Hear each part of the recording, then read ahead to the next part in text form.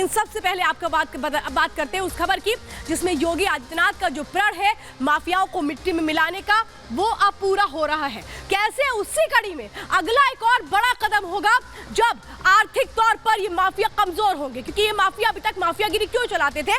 क्योंकि ये ठेके लेते थे, पैसे लेते थे, रंगदारी मांगते थे, और ये वसूली का जो पूरा खेल था ये ऐसा था कि ये सोचते थे कि ये अपने आप को स्थापित कर लेंगे। लेकिन अब कैसे इनकी कमर टूट रही है। योगी आदित्यनाथ का अगला एक्शन क्या है, उस पर ही रिपोर्ट देखिए।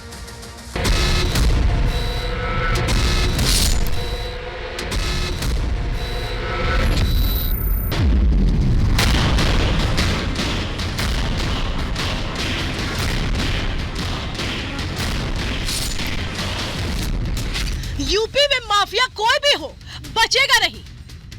उत्तर प्रदेश में माफिया को मटिया मेट करने की मुहिम छिड़ी हुई है। इस माफिया को मिट्टी में मिला देंगे, सरकार में देंगे। माफिया के खिलाफ अभियान चलाने वाले प्रदेश के मुखिया हैं। वो किसी भी बदमाश को बख्शने के मूड में बिल्कुल नहीं है। माफिया पर ताबड़तोड़ एक्शन हो रहा है। डॉन के साम्राज्य पर योगी का प्रहार जारी है। उतनी ही तेजी, उतनी ही ताकत से जितनी तेजी से इस मुहिम को शुरू किया गया था। योगी एक नहीं, दो नहीं, बार बार साबित कर चुके हैं कि वो रुकने वाले नहीं, वो तूफान है जिसे थाम पाना माफिया की बस की बात नहीं। फिर चाहे बात डॉन अतीक अहमद की हो, फिर मुख्तार अंसारी की, योगी का चाबुक ऐसा चला कि अतीक का पूरा परिवार तबाह हो गया। वहीं दूसरी तरफ मुख्तार अंसारी है जो अपनी बाकी की जिंदगी सलाखों के पीछे बिताएगा। अब उत्तर प्रदेश में सरकार से माफिया की मिलीभगत पर पूर्ण विराम लग चुका है, जिसका उदाहरण एक बार फिर मुख्यमंत्री योगी आदित्यनाथ ने दिया है। इस बार जो उन्होंने प्रण लिया वो माफिया की कमर तोड़ने वाला है, उस पर आर्थिक चोट करने वाला है। सीएम योगी ने तय किया वो माफिया के आर्थिक साम्राज्य को ध्वस्त करके दम लेंगे, क्योंकि उत्तर प्रदेश वो राज्य है जो माफिया राज का गवाह है। छोटे मोटे गुंडों को यूपी की धरती ने डॉन बनते देखा है। यूपी ने माफिया का खौफ भी देखा है और हुकूमत भी, लेकिन योगी राज में यूपी से माफिया का सफाया हो रहा है। बाबा ने सौगंध ली है माफिया राज को मिटाने की। उत्तर प्रदेश को अपराध मुक्त करने का बीड़ा उठाया हमारी योगी सरकार ने और उसको सफलतापूर्वक पूरा भी किया। योगी आदित्यनाथ बखूबी जानते हैं कि माफिया की कमर तोड़नी है तो उसके आर्थिक साम्राज्य को मिट्टी में मिलाना होगा। यही वजह है कि सीएम योगी ने अब सरकारी ठेकों में माफिया के दखल पर रोक लगाने का फैसला ले लिया है। सीएम योगी आदित्यनाथ ने क्रिमिनल रिकॉर्ड वाले ठेकेदारों पर लगाम लगाने का फैसला लिया है। अपराधी या माफिया को ठेका नहीं देने के आदेश दिए हैं। इन लोगों को बोली में भी शामिल नहीं करने के निर्देश दिए हैं। ये समझा जा सकता है कि प्रदेश में अब कैसे माफियाओं को लेकर अंकुश लगाया जा रहा है। अंदर की खबर में अब आपको बताते हैं कि आखिर योगी आदित्यनाथ ने ठेकों के आवंटन पर यह फैसला क्यों लिया है। आखिर क्या वजह है जो योगी को ये निर्देश देने पड़े। आखिर बाबा का हंटर इस बार ठेकों पर क्यों चला। इसके अंदर की खबर यह है कि यूपी में सरकारी ठेके का खेल बहुत बड़ा है। मुख्तार अंसारी हो या अतीक अहमद, यूपी के सरकारी ठेकों पर ऐसे ही माफियाओं का राज रहा। सालों तक इन लोगों ने दबंगई से ठेकों पर कब्जा किया और अपने खौफ के दम पर बड़ा आर्थिक साम्राज्य खड़ा किया। यूपी में माफिया या तो खुद के नाम ठेके लेते हैं या फिर अपने चहेतों के नाम।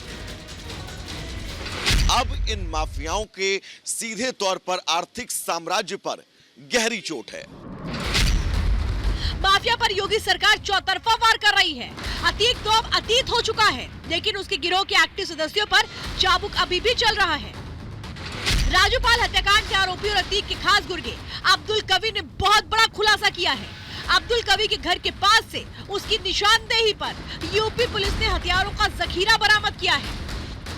टैक्सी शूटर अब्दुल कवी का घर है जो मेरे पीछे आप देख रहे हैं, जो इन दिनों पुलिस की रिमांड पर है, 48 घंटे की पुलिस की रिमांड पर, जिसमें पूछताछ में वो एक के बाद एक कई खुलासे कर रहा है। किस तरह से पुलिस को हथियार मिले उसका अंदाजा आप इसी बात से लगा सकते हैं कि इन हथियारों को जमीन के अंदर गाड़ कर रखा गया था, जिसे खोद कर निकाला गया है। देखिए, अब्दुल कवी को सरायके थाने के एक मुकदमे में 36 घंटे के पुलिस रिमांड पर लिया गया था।